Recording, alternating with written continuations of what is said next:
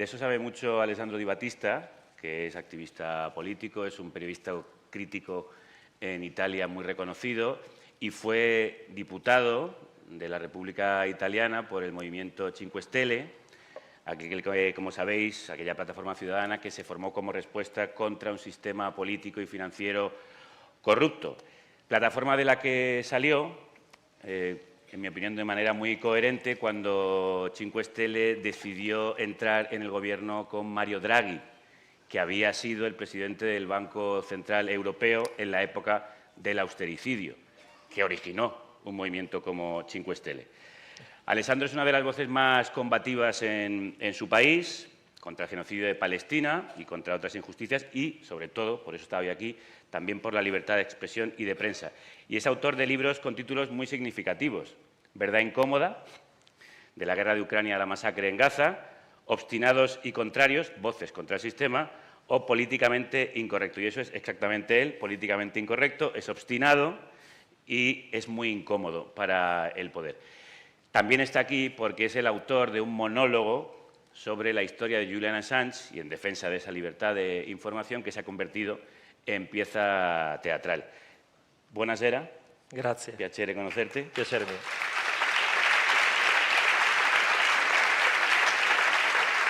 Y lo primero por lo que quiero preguntarte es por esa pieza teatral. ¿Qué cuentas ahí? ¿Por qué quisiste escribirla? ¿Qué querías contarnos? Y buenas tardes a todas y a todos. Y por primera cosa, llevo un buen rato sin hablar en castellano, entonces tal vez voy a tener algunos errores. Y primera cosa, veo algunas playeras con la bandera de Palestina y yo me prometí a mí mismo que voy a disfrutar cualquier espacio para hablar de la limpieza étnica que Israel está cometiendo actualmente, hoy también en Palestina.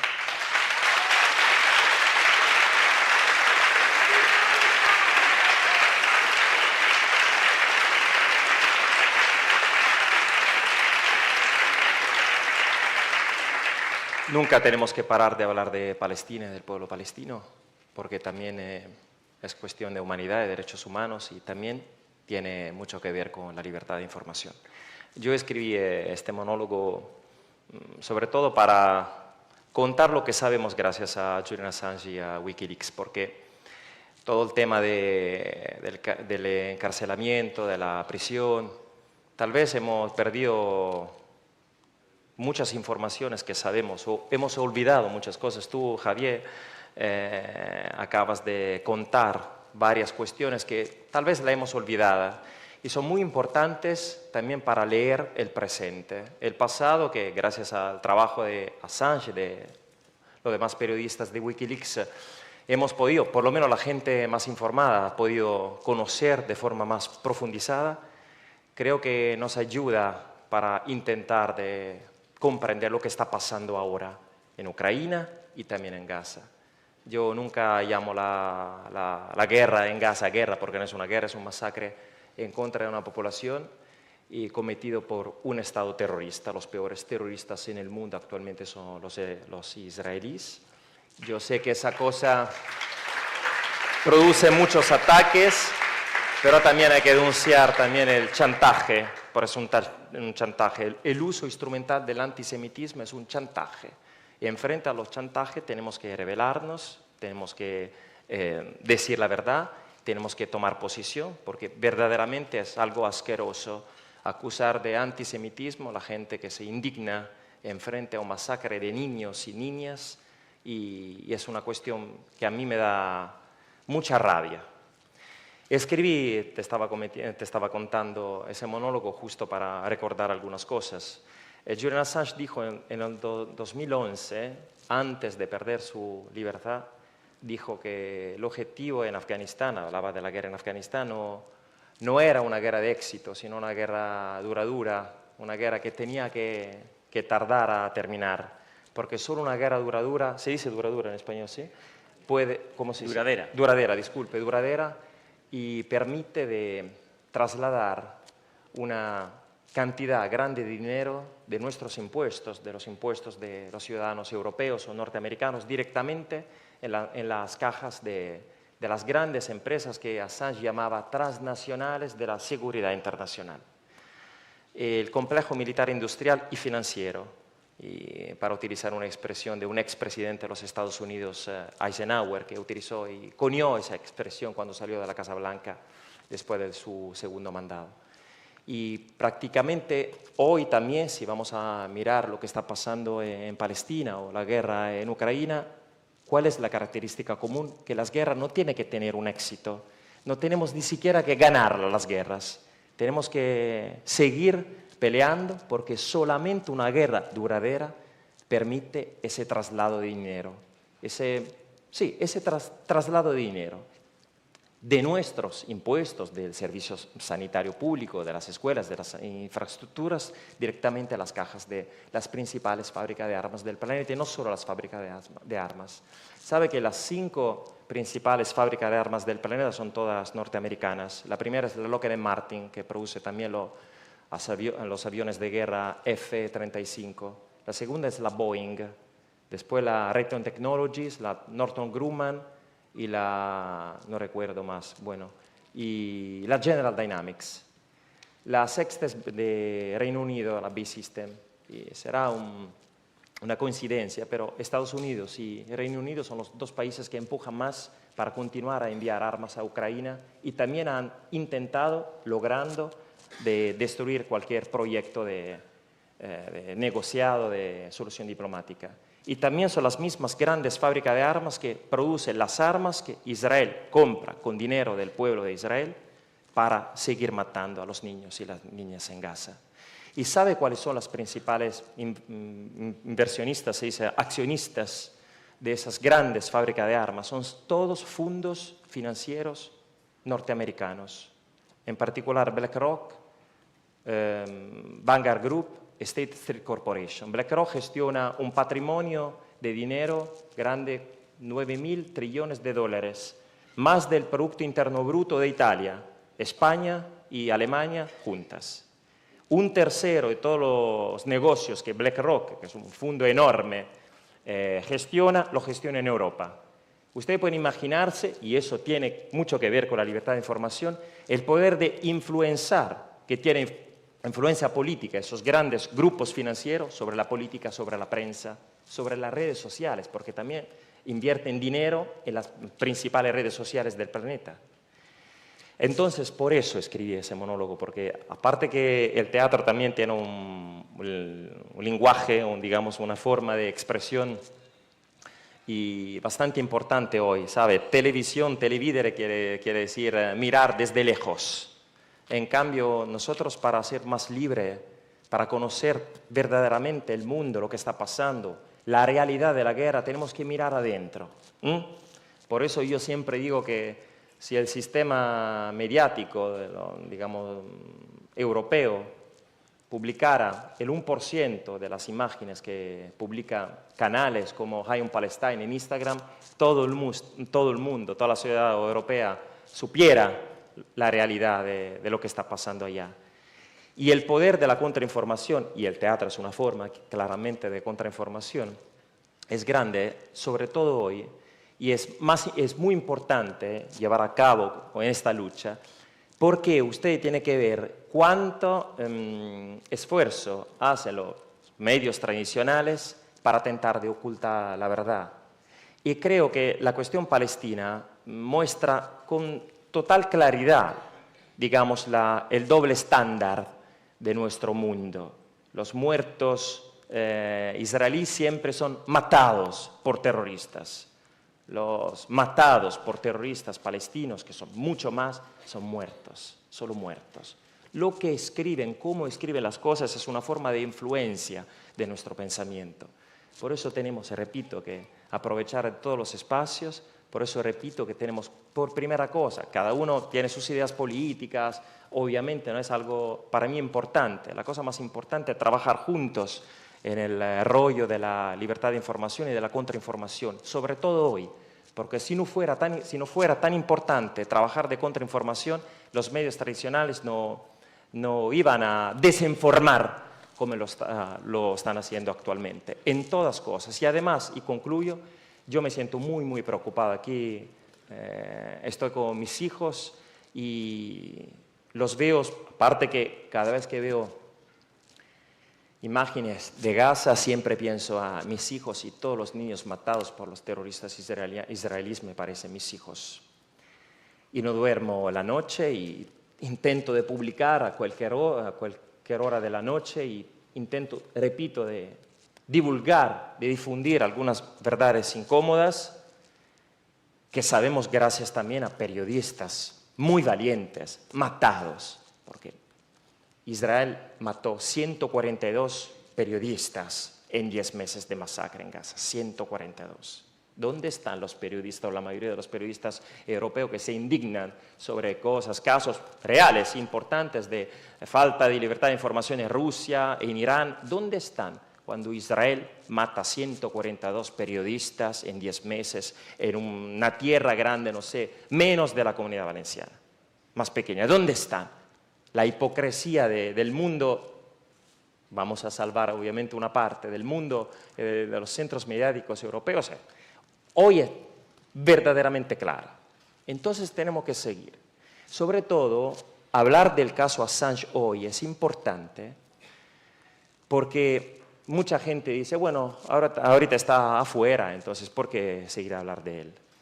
Porque ellos han intentado de matarlo y le han matado una parte de vida, la posibilidad de ver crecer sus hijos durante años, y también años de trabajos muy importantes para educar, como estaba diciendo antes Javier de forma muy perfecta, para intentar de educar los demás periodistas. Ojo, cuidado, que si ustedes van a publicar las mismas cosas que publicó Assange o Wikileaks, van a pasar el mismo destino. Ojo, golpear uno para educar 100. Eso ha sido el objetivo y tal vez lo han logrado. Por eso nosotros tenemos que juntarnos, seguir adelante, echarle pilas, como se dice en América Latina, para intentar de proteger los pocos, pero existen todavía periodistas que tienen coraje, que quieren seguir publicando cosas, informar a la gente, porque si no, si esos periodistas se van a sentir solos, se va a perjudicar la posibilidad de conocer muchas verdades. Educar, golpear uno para educar 100. Ese ha sido el objetivo con Julian Assange. Estamos muy contentos que está fuera, pero para seguir en este rumbo tenemos que recordar, tal vez vamos a hablar más tarde, pero ya hablaste tú, Javier, recordar todo lo que sabemos gracias a Julian Assange. La primera cosa, que la guerra no tiene que ser guerras de éxito, sino guerras duraderas. Esa es la cuestión más importante, porque si vamos a comprender esto y son los intereses que están alrededor de las guerras, podemos también comprender de forma mejor también las declaraciones, las decisiones de esos políticos europeos en un momento terrible para el continente europeo, un continente que se ha convertido en una colonia de los Estados Unidos total, y por lo menos nosotros tenemos que seguir con una libertad mental que creo, bueno, va a tener esperanza que pueda ser una libertad también para todo nuestro mundo. Gracias.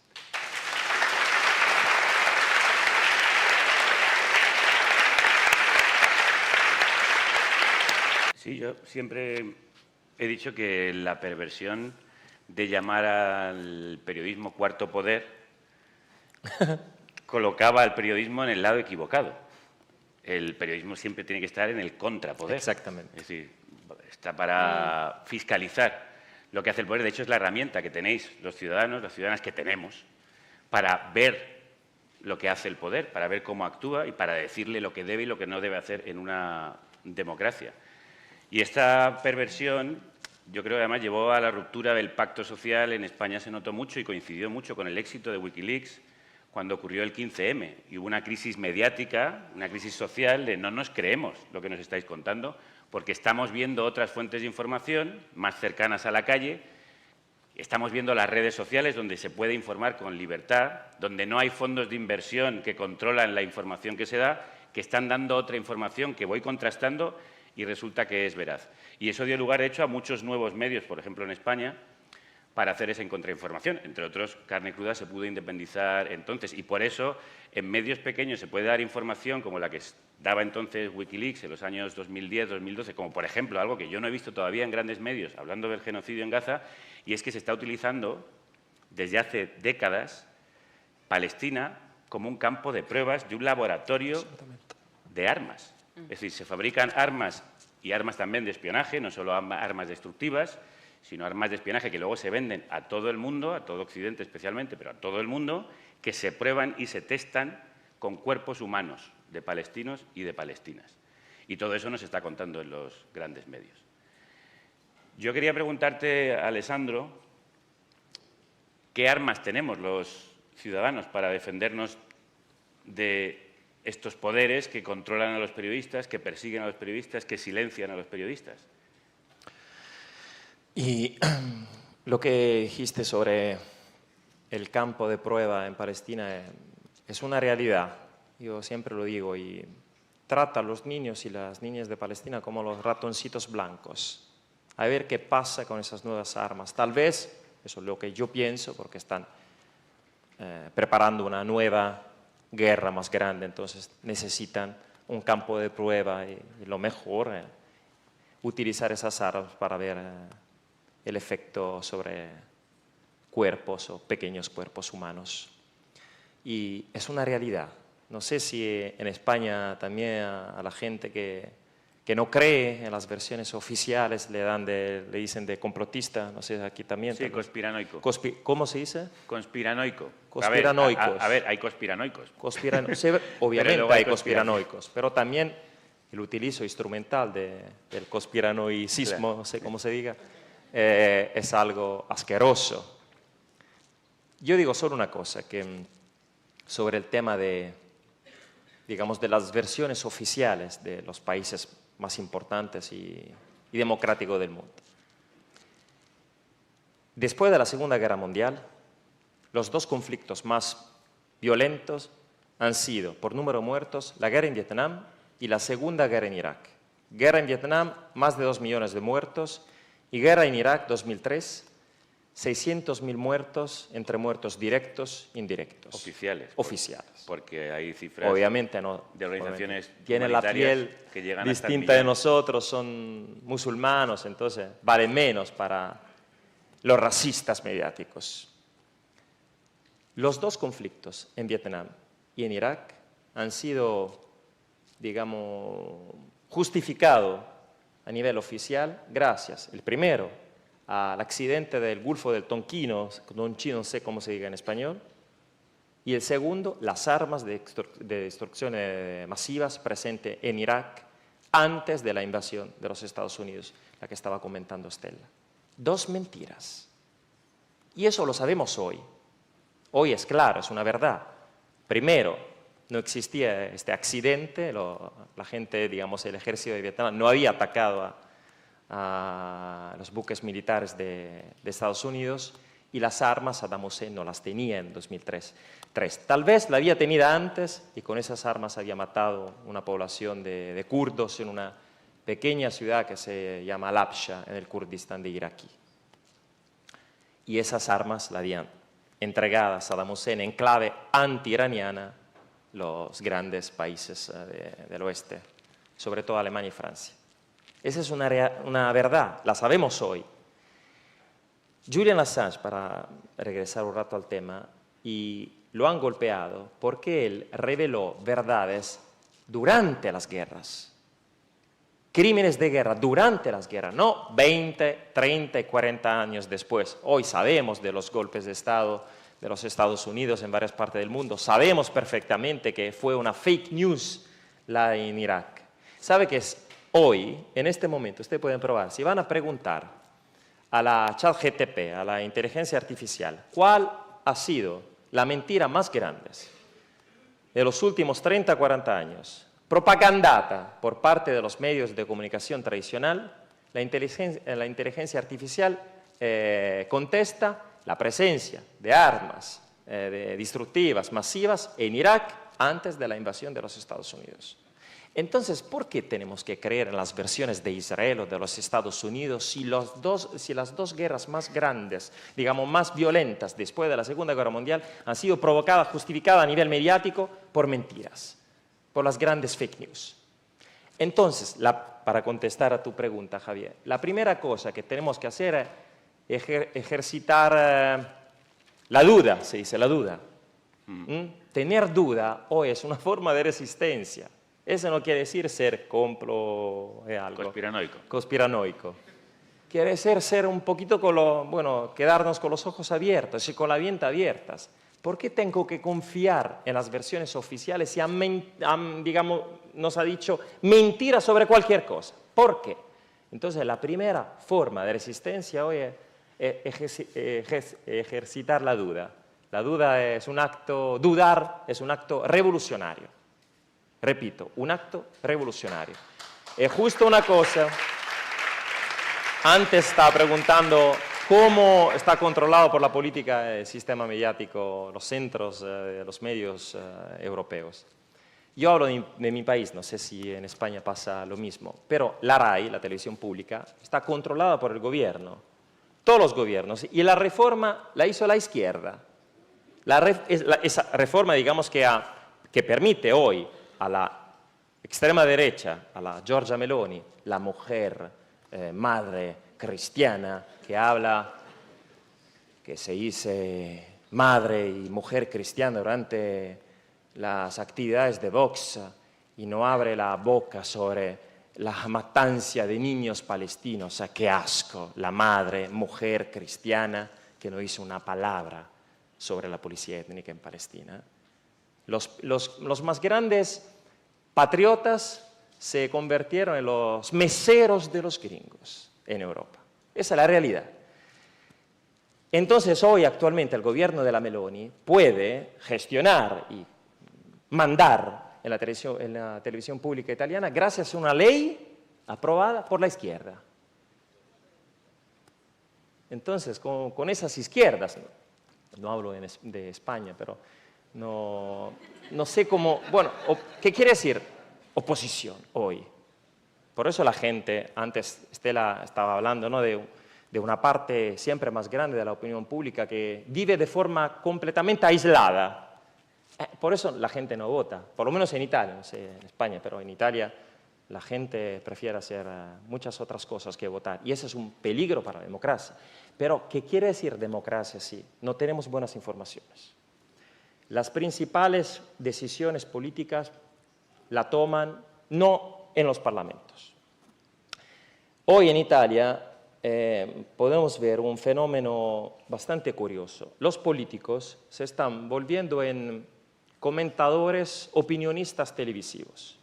No deciden sobre guerra, conflictos, genocidio, cuestiones económicas, tecnocracia, no dicen nada porque son iguales. Derecha e izquierda, si hablamos de guerra en Ucrania, relación con los Estados Unidos, opinión sobre el Estado de Israel. Hoy es muy cómodo decir, Netanyahu es un criminal. No, el problema no es solo él, el problema es la sociedad de Israel que está educando al odio la gente, a los ciudadanos. Porque Netanyahu no es que llegó de martes, lo han votado y lo están defendiendo.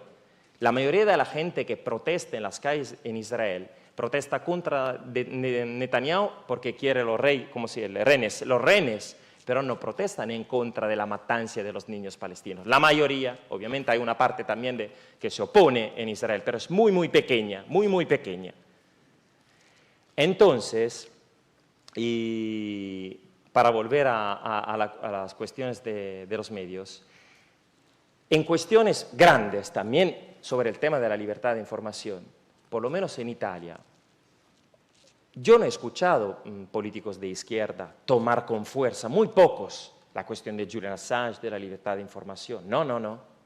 Entonces, sobre las cuestiones grandes, izquierda y derecha se portan de la misma manera, pero necesitan cuestiones, no sé, comentar el Festival de Sanremo o otras cuestiones, no sé, la ceremonia de la Olimpiada de París, ¿no? Entonces hay la de derecha que dice una cosa, la izquierda otra, pero estamos hablando, mientras matan miles y miles de niños en Palestina, de la ceremonia de la Olimpiada, que a mí me da igual. Sí, tengo mi opinión, pero ellos son políticos pagados por el dinero público para tomar decisiones, no para volverse en comentadores o opinionistas televisivos.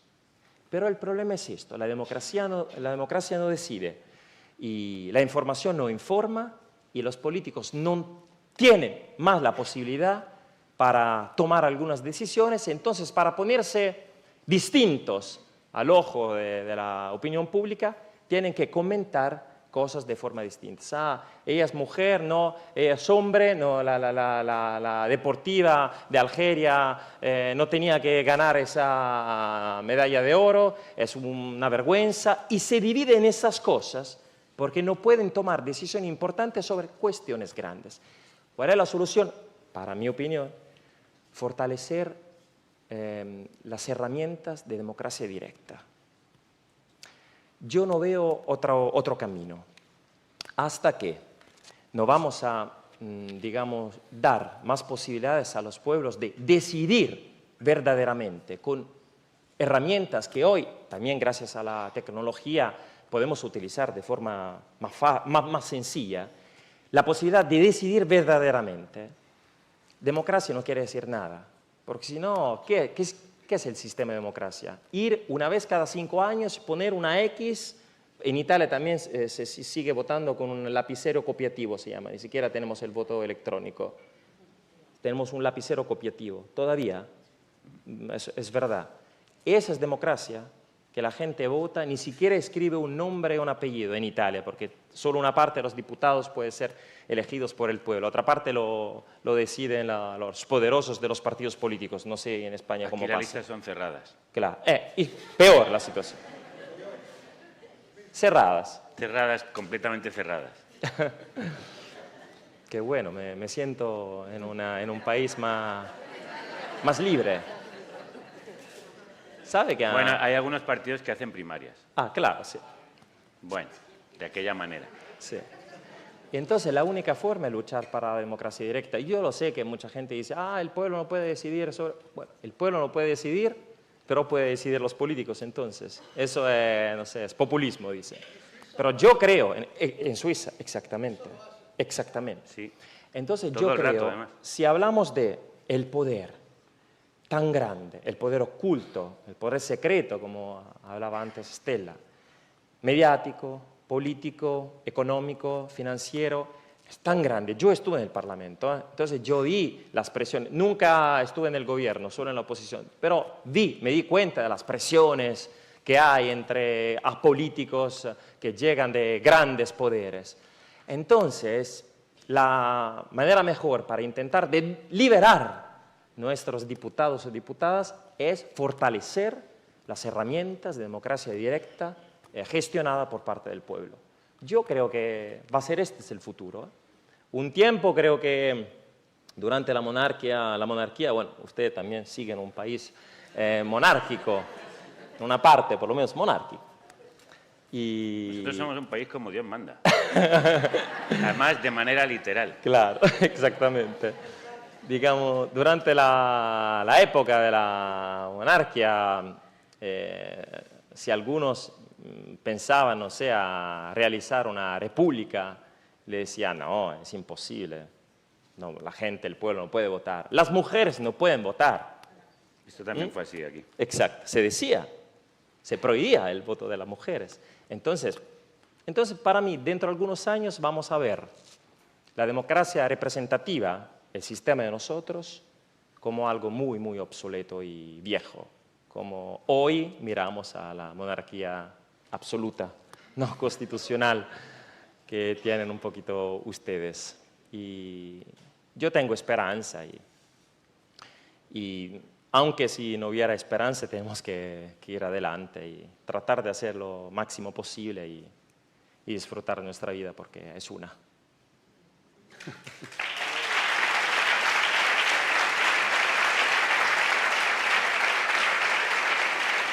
La persecución de periodistas, evidentemente, no ocurre solo en Occidente, también ocurre en regímenes como el iraní, en la Rusia de Putin, en países latinoamericanos de signo de derechas y de izquierdas. O sea, los periodistas sufren amenazas, persecución, se tienen que exiliar. Informar es peligroso, sobre todo cuando es peligroso para el poder, pero en Europa no estamos libres, que pensamos que sí. Y el último ejemplo lo tenemos en la guerra en Ucrania.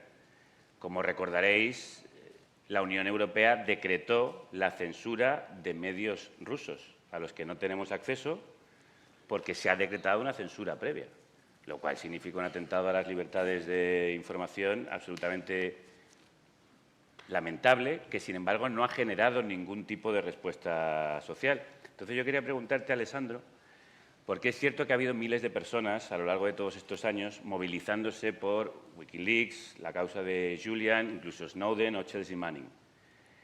Pero da la sensación de que estamos un tanto adormecidos, que en realidad no somos conscientes de la importancia que tiene la defensa de ese principio fundamental democrático que es la libertad de prensa. Sí, bueno, y lo estamos diciendo en frente a tanta gente que evidentemente tiene en su corazón la importancia de esa lucha. Entonces, muchas veces hablamos de cosas entre nosotros, parece, pero la realidad que yo creo que, bueno, la etapa no es fácil porque Europa está viviendo una crisis política, económica, social, yo diría también existencial, nueva, porque verdaderamente hoy es difícil vivir en Europa. Como estaba diciendo tú, la información no está libre y entonces también hay tanta gente que cree en las mentiras del sistema, que cree que actualmente Israel se está defendiendo. Ah, no, porque hubo el 7 de octubre. También hubo el 6, el 5, el 4 de octubre, el 3 de octubre, el 1 de octubre, los últimos 75 años. Y entonces una parte que también, como decías tú, Javier, hoy es culpable porque tiene la posibilidad de buscar, la búsqueda es revolucionaria, su forma alternativa de información, pero también las crisis económicas, la vida difícil que vivimos porque hace 30 años en Italia con un sueldo se podía levantar una familia y hoy no alcanzan 2, creo en España también. Entonces mucha gente trabaja, llega después de un día de trabajo con muchas preocupaciones en la cabeza a casa, enciende la televisión y dice, bueno, ahora quiero solo descansar una hora. No tengo energía para profundizar, para buscar, para abrir los ojos. Quiero solo cerrarlos un momento y ver unos programas de diversión para que sea un poquito más tranquila. Mi vida que no está tan tranquila. Los hijos y... Exactamente. Los hijos dicen, papá. Exactamente. Y...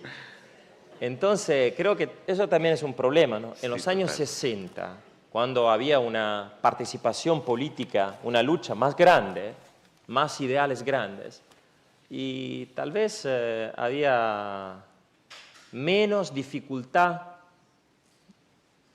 otras dificultades a vivirla respecto a hoy. Entonces, eso creo que es un problema grande, porque los problemas sociales... y está conectado a los problemas políticos, a la lucha que podemos hacer. Y también hay mucha distracción masiva, se dice. Distraer es una palabra latina que quiere decir como jalar en varios lugares, ¿no? Para dividir exactamente la pública opinión. Te vamos a distraer con varias cuestiones, y un deporte, un espectáculo, cosas de la televisión, para que la gente no se organice, no piense de cuánto poder podía utilizar juntos. Es difícil, creo que necesitamos tiempo, a pesar que tiempo no hay, sobre todo hoy, porque repito, yo estoy muy preocupado sobre lo que pueda pasar en los próximos 3-4 meses en Europa, en Ucrania, en Europa, porque yo no creo que se está peleando una guerra entre Rusia y Ucrania, se está peleando una guerra entre Rusia y OTAN en Ucrania, que son dos cosas bastante distintas. Entonces, claro, no tenemos tiempo, pero tampoco podemos hacer milagros Ya para mí ver que siempre más gente, sobre todo los jóvenes, que por lo menos en Italia siempre dice a los jóvenes, bambacciones, se utiliza esa expresión como los jóvenes que en Italia no quieren salir de la casa de sus padres. No es verdad, es que no hay plata prácticamente, ese es el problema principal. Pero yo veo que los jóvenes, yo tengo mucha esperanza en los jóvenes, tanta. Y entonces hay que seguir, hay que seguir. El tiempo es poco, lo sé. Yo acabo de escuchar una entrevista del presidente de Serbia, Vučić, que dice cosas verdaderamente miedosas sobre la posibilidad de una escalation en toda Europa del conflicto en Ucrania, de la guerra en Ucrania, porque cada vez que se llega cerca a un negociado ocurre algo, como en Palestina, donde Israel no quiere la paz, quiere seguir con la guerra, porque esos grupos de vulgares asesinos que están mandando en Israel sin guerra estuvieron en la cárcel. Esa es otra realidad. Y pasó lo mismo también en otros países. Utilizar la guerra para solucionar problemas internos. Lo hizo también Sarkozy con la guerra en Libia.